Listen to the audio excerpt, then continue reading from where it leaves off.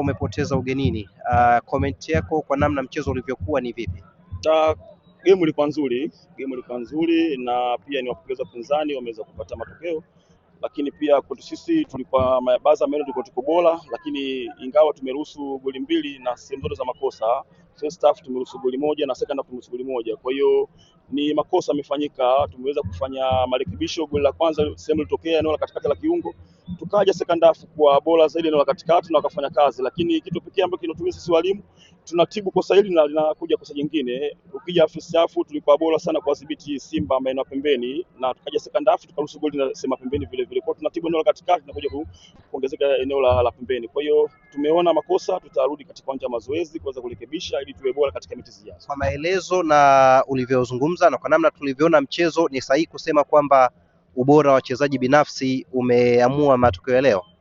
Yeah, of course, kwa sababu ukiangalia game ilikuwa more tactical. Kwanza tuliweza kuweka mpango mzuri kwa manage Simba maeneo yote, lakini niwapongeze pia wachezaji mmoja mmoja wameweza kupush na kuweza kupata magoli.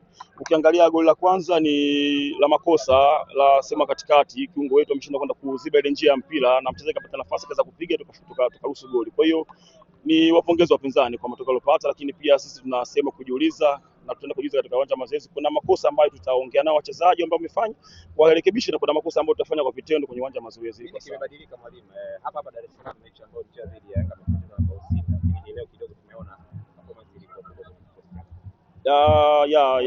Last game tuliweza kuruhusu goli nyingi na makosa tulifanya eneo la katikati sana, na wapinzani walitupress sana eneo la katikati na kuweza kuingia kufanya makosa na kuruhusu goli nyingi. Kwa hiyo tumerudi katika uwanja wa mazoezi, tulipata time kuongea na wachezaji kwanza. Kuna makosa ambayo unapaswa kuongea nao kwanza ili wawe sawa kiakili, then kuna makosa ambayo tuenda kwenye uwanja wa mazoezi kurekebisha kwa sawa. Ndio maana kuna next game hii ambao wamekuja vizuri. Kwa hiyo tayari sisi tunaona kuna mwendelezo fulani na kuna understand kwa wachezaji. Simba walipata penalti lakini Pati aliweza kuidaka. Mliwasoma wachezaji wa Simba na upigaji wao mkawafanyia mazoezi? Hiyo ni sehemu pia ya training, lakini vile vile pia nimpongeze kwanza goalkeeper, amefanya kazi nzuri.